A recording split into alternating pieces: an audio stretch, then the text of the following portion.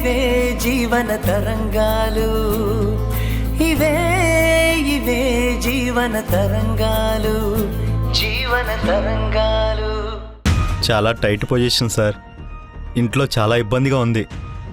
ఎంత కావాలి? ఎంత కుదిరితే అంత ఇవ్వండి సార్.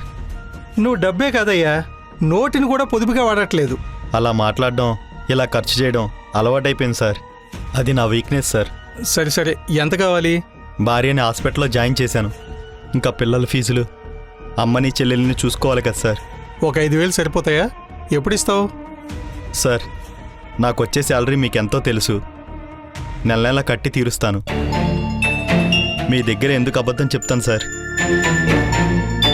ఎప్పుడు తీరుస్తావంటే టైం చెప్పలేను కానీ తీరుస్తాను సార్. సరే ఇస్తాను, తీసుకుని వెళ్ళు. మర్చిపోయాను, నిన్ను మేడం పిలిపించి మాట్లాడారు కదా, ఏం చెప్పారు? అబద్ధాలు చెప్పొద్దని ఒక ఫ్రీ అడ్వైజ్ ఇచ్చారు. నువ్వు డిపార్ట్మెంట్ వైపు ఉండాలి. ఆ నీలకంఠం వైపు ఉండడం తప్పు కదా. నీకు జీతం ఇస్తుంది గవర్నమెంటు, దానికి అగైనెస్ట్గా వెళ్ళకూడదని చెప్పారండి. మేడం చెప్పింది కూడా కరెక్టే అనిపించింది. కానీ ఆమె చెప్పినట్టు వింటే జీతం మీద ఆధారపడి బతకాలి. అలా అయితే జీవితం కాదు, నా సెకండ్ హ్యాండ్ బైక్ కూడా ముందుకు సాగదండి. ఈ మొచ్చాకంతా చేంజ్ అయింది, జేబులో చిల్లి గవ్వ కూడా లేదు. కష్టకాలం దాపరించింది. ఒకసారి వెళ్ళి నీలకంఠాన్ని కలవాల్సిందే. నేను ఆల్రెడీ వెళ్ళి కలిశాను సార్. అతనితో తిట్టించుకుని వచ్చాను సార్. ఎందుకు తిట్టాడు? మేడం సస్పెండ్ చేస్తానంటే ఆమె చేసేదేంటి, మన నీలకంఠం గారు ఉన్నారు కదా అని ఓవర్ కాన్ఫిడెన్స్తో ఆయన దగ్గరికి వెళ్ళానండి. ఉద్యోగం మానేస్తానని చెప్పాను. అయితే వాళ్ళ ఆఫీస్కి వచ్చేయమంటాడే. నేను అదే ఎక్స్పెక్ట్ చేశాను సార్. కానీ ఆయన ఇచ్చిన ట్విస్ట్కి షాక్ అయ్యానండి. ఆయన దగ్గర ఏదైనా జాబ్ చూడండి అన్నందుకు తిట్టిన తిట్టు తిట్టకుండా తిట్టారు సార్. ఆయనది నోరా లేక తాటిమట్ట నాకైతే అర్థం కాలేదండి. ఇన్కమ్ ట్యాక్స్ ఆఫీస్లో ఉన్నంత వరకే నీతో అవసరం, లేదంటే నీతో మాకేం పని అని చెప్పేసి సీరియస్గా మాట్లాడారు. అంటే డిపార్ట్మెంట్లో లేకపోతే మనం యూజ్లెస్ అన్నట్ట ఏంటి సార్, అనేశారు. డిపార్ట్మెంట్లో ఎవరుంటే వాళ్ళతోనే పని, ఒత్తకోటితో నాకేం పని అని చెప్పేసి నా ముఖం మీదే తిట్టాడు సార్. కోట్లు సంపాదిస్తున్నారు, నెలకిచ్చేది 5,000 10,000, దానికే ఇలా అంటాడా?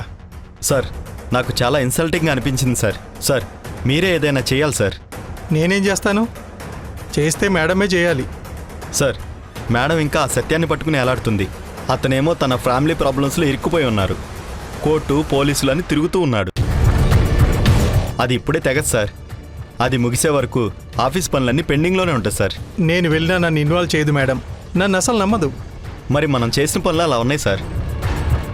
ఇలాగే మన డిపార్ట్మెంట్ వీక్ అయిపోతే ఈరోజు నీలకంఠం ఇలా మాట్లాడాడు, రేపు రఘురామ్ కూడా అలాగే మాట్లాడతాడు సార్. కొన్ని రోజులకు మార్కెట్లో మనకు వాల్యూ లేకుండా పోతుంది సార్. సార్, మీరే ఏదో ఒకటి చేయాలి సార్. ఏం చేయాలి? సార్, ఇది చిన్న విషయంగా భావించకండి సార్. మనమే మన విలువల్ని తక్కువ చేసుకున్నాం. ఇంటి గుట్టు బయట పెట్టినట్టు డిపార్ట్మెంట్ విషయాలన్నీ బయటికి చెప్పాం. మేడం కొత్తగా వచ్చినప్పుడు అందరం భయపడేవాళ్ళం, తనకు మర్యాద ఎక్కువగా ఇచ్చేవాళ్ళం. ఇప్పుడేమో మేడాన్ని ఇరికిచ్చి ఫేక్ కంప్లైంట్ పెట్టేశారు. పాపం ఆవిడ వీక్ అయ్యారు. అసలు దొంగలందరూ బయట తిరుగుతున్నారు సార్. మనల్ని ఎవరూ గౌరవించట్లేదు సార్.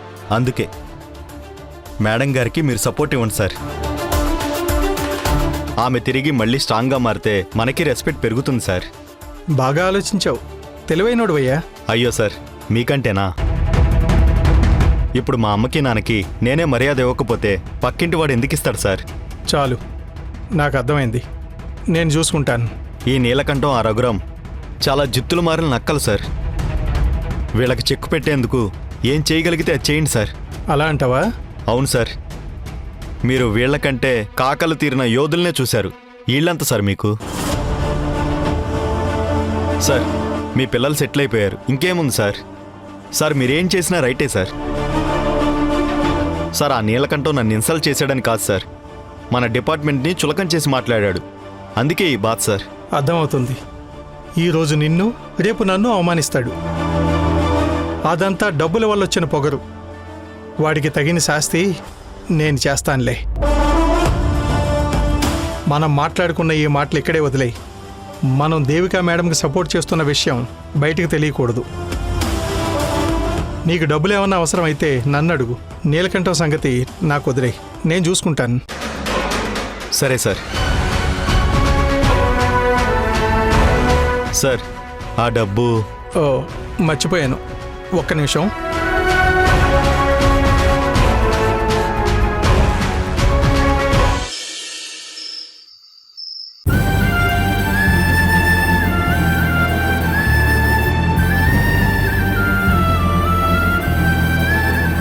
పడుకోలేదా? నిద్ర పట్టడం లేదు, తాగడం అలవాటు కదా. కానీ 15 రోజులుగా తాగడం లేదు. తెలుసు, కీర్తి డబ్బులిచ్చిందంట కదా, అయినా తాగలేదు. కానీ తాగే అలవాటు కదా, ఒక్కసారిగా మానేస్తే నిద్ర పట్టడం కష్టం. ఇప్పుడు మీరు తాగినా నిద్ర పట్టదు. ఎందుకంటే మీరిప్పుడు భర్తలా కాకుండా నాన్నగా ఆలోచిస్తున్నట్టున్నారు. కానీ అన్నీ జరిగిపోయాక ఇప్పటి ఆలోచనతో ఏం లాభం? ఇప్పుడు నన్ను ఏం చేయమంటావు? ఇక్కడ తాకండి, కావాలంటే బయట తాగొచ్చి పడుకోండి. దాని గురించి కాదు నేను అడిగేది. కీర్తి సెటిల్ అవ్వాలి, ఇప్పుడు నేనేం చెయ్యాలి? ఇప్పుడు మీరు నేను చేసేది ఏమీ లేదు. పెళ్లి ఆగిపోయింది.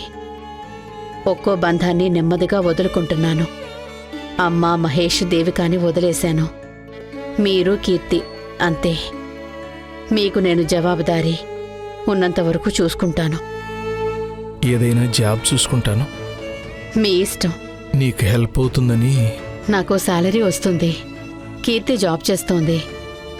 మీ శాలరీ ఇంటికి అవసరం అవుతుంది అని అనిపించటం లేదు. మీకు టైంపాస్ అవుతుందేమో. నా ఖర్చు తగ్గుతుంది కదా అని. అది భరించటం నాకు అలవాటయింది. పడుకోండి. వెళ్ళిపోతున్నావు? కీర్తి ఒక్కతే ఉంది. ఏం చేస్తుందో చూస్తాను. నేను మీ కళ్ళ ముందుంటే నీకు కీర్తికి కష్టంగా ఉంది కదూ. ఇద్దరూ నాతో మాట్లాడకుండా నన్ను అవాయిడ్ చేస్తున్నారు. కీర్తి పక్కన కూర్చుంటే తను లేచి వెళ్ళిపోయింది. నువ్వు కూడా అంతేనా? ఇప్పుడు అర్థమైందా మీకు? మీరు లేకుండా ఉండడం మాకు అలవాటయింది. ఇప్పుడు మీరింట్లో బుద్ధిగా ఉంటున్నారని మీ మీద మేం హఠాత్తుగా జాలి, ప్రేమ చూపిస్తే మా మీద మాకే అనుమానం వస్తుంది. ఎందుకంటే మీరింతకు ముందు అంతలా నరకం చూపించారు కాబట్టి. తప్పయింది. ఇప్పుడు సరిచేయటం కుదరదు. మంచి రోజులు గుర్తుకొస్తున్నాయి. కానీ నాకు మీతో జరిగినవన్నీ చేదు జ్ఞాపకాలే.